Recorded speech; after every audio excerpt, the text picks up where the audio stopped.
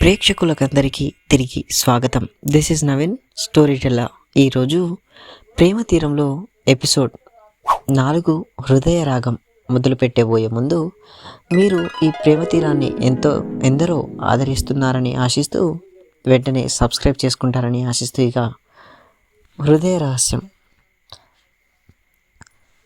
ఇప్పుడు తెలుసుకోబోతున్నాం. పగరగిలిన రహస్యాలు, ప్రేమ మధ్య చిక్కుకున్న బంధాలు. ఎపిసోడ్ 4 హృదయ రాగం.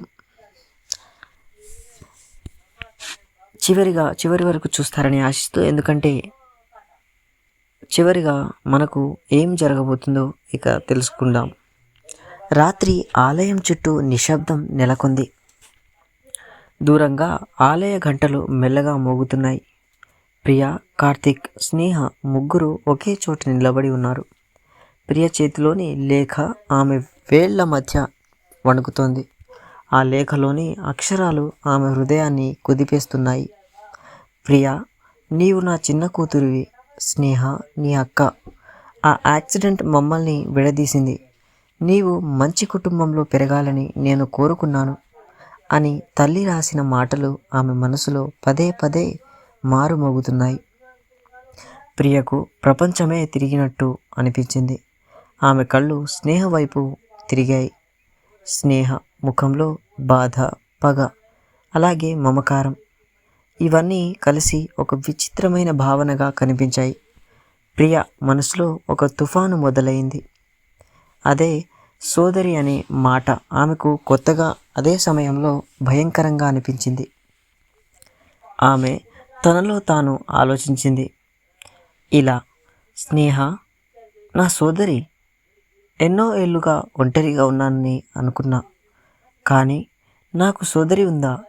ఆమె ఎందుకు ఇప్పుడు వచ్చింది? ఆమె ముఖంలో ఆ పగ ఎందుకు కార్తిక్ మీద? ప్రియ గుండె దడుకుతుంది.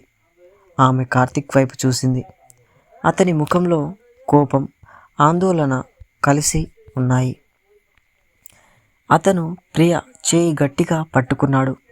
ఆమెకు అతని స్పర్శ ఓదార్పుగా అనిపించింది, కానీ మనసులో అనుమానాలు మొలకెత్తాయి. అవే కార్తిక్, స్నేహ మధ్య ఏమిటి ఆ గతం అని. ఆమె సోదరి అయిన ఆమె పగ ఎందుకు అంత బలంగా ఉంది? స్నేహ దూరంగా నిలబడి ఇద్దరిని చూస్తుంది. ఆమె మనసులో పగ రగిలిపోతుంది. చిన్నప్పుడు యాక్సిడెంట్ తర్వాత తను మరొక కుటుంబంలో పెరిగింది. ఆ కుటుంబం ఆమెను ప్రేమించినా ఆమెకు ఎప్పుడూ ఒక మిస్సింగ్ ఫీలింగ్ ఉండేది. అదే తన సోదరి ప్రియ గురించి. ఆమె ఎన్నో ఏళ్ళు వెతికింది, కానీ కనుగొనలేదు. కార్తిక్తో ప్రేమలో పడినప్పుడు ఆమెకు సంతోషం వచ్చింది, కానీ కుటుంబ ఒత్తిడి వల్ల అతన్ని వదిలేసింది. ఇప్పుడు అతను తన సోదరిని ప్రేమిస్తున్నాడని తెలిసి ఆమె మనసు చీలిపోయింది. కార్తిక్, నువ్వు నన్ను మరిచిపోయి ప్రియతో సంతోషంగా ఉండాలనుకుంటున్నావా? నా బాధ ఎవరు అర్థం చేసుకుంటారు? నా పగ ఇది ముగియదు అని ఆమె తనలో తాను అనుకుంది. ఆమె ముఖంలో ఒక వింత సంకల్పం కనిపించింది. అదే ప్రియను తన వైపు తిప్పాలి, కార్తిక్ను బాధ పెట్టాలి అని. కార్తిక్ ప్రియను ఇంటికి తీసుకొచ్చాడు. ఆమెను గదిలోకి తీసుకువెళ్ళి కూర్చోబెట్టాడు. అతని మనసులో ఆమె బాధ చూసి కరిగిపోతుంది. అతను ఆమెకు నీరు తాగమని ఇచ్చాడు. ప్రియ ఆ లేఖను మళ్ళీ చదవడం మొదలెట్టింది. ఆ లేఖలో తల్లి రాసిన ప్రతి మాట ఆమెను కదిలించేస్తుంది. స్నేహ నా పెద్ద కూతురు, ఆమెను రక్షించు ప్రియా. మీరిద్దరూ కలిసి ఉండాలి అని తల్లి రాసిన మాటలు ఆమె మనసులో మారుమోగాయి. ప్రియ మనసు చీలిపోతుంది. స్నేహను సోదరిగా అంగీకరించాలా, లేక ఆమె పగ వల్ల దూరంగా ఉండాలా? ఆమె కార్తిక్ వైపు చూసింది. అతను ఆమెను ప్రేమతో చూస్తున్నాడు. కార్తిక్, స్నేహ నా సోదరి అని తెలిసినా నువ్వు నన్ను ప్రేమిస్తున్నావా అని ఆమె మనసులో అనుకుంది. కానీ ఆ మాటలు గొంతులు ఆగిపోయాయి. స్నేహ ఆ రాత్రి గెస్ట్ హౌస్లో ఒంటరిగా కూర్చుని ఉంది. ఆమె చేతిలో పాత ఫోటోలు, చిన్నప్పుడు ప్రియతో కలిసి ఆడుకుంటున్న ఫోటోలు. ఆమె కన్నీళ్ళు పారాయి. ప్రియా, నువ్వు నా చిన్న సోదరి. నేను నిన్ను ఎప్పుడూ మర్చిపోలేదు. కానీ కార్తీక్ నిన్ను ప్రేమిస్తున్నాడని తెలిసి నా హృదయం చీలిపోతుంది. అతను నన్ను మోసం చేశాడు. ఇప్పుడు నిన్ను మోసం చేయకుండా చూడాలి అని ఆమె తనలో తాను అనుకుంది. ఆమె మనసులో పగ మరింత బలపడుతోంది. ఆమె ఒక నిర్ణయం తీసుకుంది.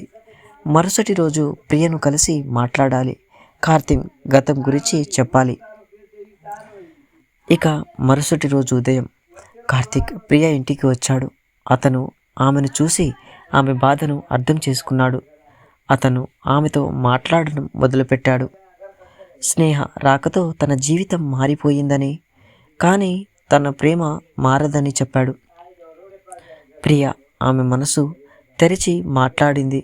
స్నేహను సోదరిగా అంగీకరించాలని, కానీ ఆమె పగ భయపెడుతోందని కార్తీక్ ఆమెను ఓదార్చాడు.